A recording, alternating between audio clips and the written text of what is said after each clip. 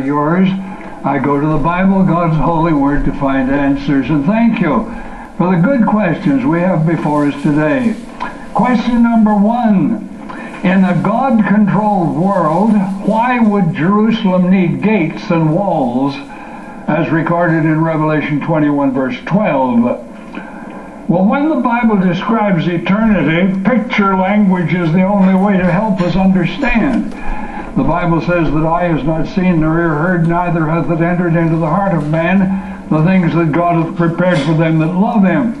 Gates, of course, mean welcome and access, and walls mean security and freedom from threat of any kind. And that is what Revelation chapter 21 is emphasizing.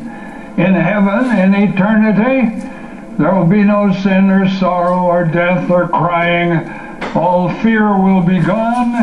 And all those things are a part of this world, not of that which is to come. And so the Bible tries to make us understand all of that.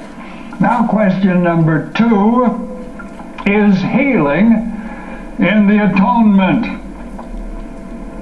If by that statement you mean that if a person has enough faith, they can enjoy divine health and never die, then you are mistaken. Hebrews chapter 9 verse 27 says, it is appointed unto men once to die, and even all of these people that pray for the sick and claim marvelous deliverances, time catches up with them sooner or later. It is appointed unto men once to die. And the Bible says that by his stripes we were healed. That's in Isaiah chapter 53. What does that mean? Well, Calvary is the source of every blessing that we receive from God, whether for our spirits, our souls, or for our bodies. And whenever God gives faith for healing, then miracles take place and people are miraculously delivered. Of course, in heaven there will be no sickness or sorrow or pain. And the Bible says that now is our salvation nearer than when we believed. Here we taste the powers of the world to come. Then we will have the full realization of all that Christ has accomplished for us on the cross. But every blessing that you ever receive is because of Calvary's cross. And so my answer, and I think it's a Bible answer, is that healing is in the atoning work of Christ. Now, question number 3 for today. Can I be a Christian and believe in evolution?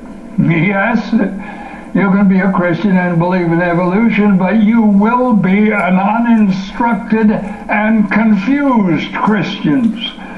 Thousands of people today set aside Genesis chapters 1 to 11, and they say that it's myth, and they think it's scientific to believe that God fashioned the world through evolution through millions of years of time.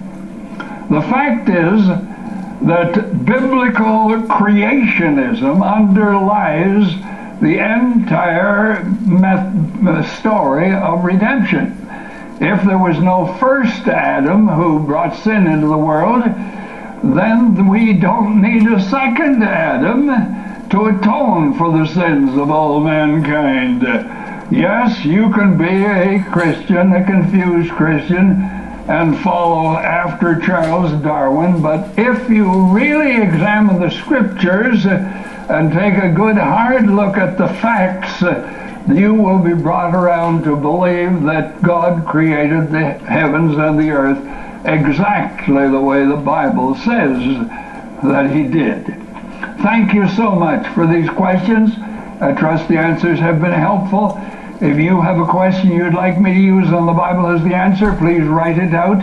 Send it to me. I'll be pleased to hear from you, and I'll get to your question on the air just as quickly as I can. And when you write, all the address you need is simply Faith to Live By, Box 426, Winnipeg, Manitoba, and the code is R3C2H6.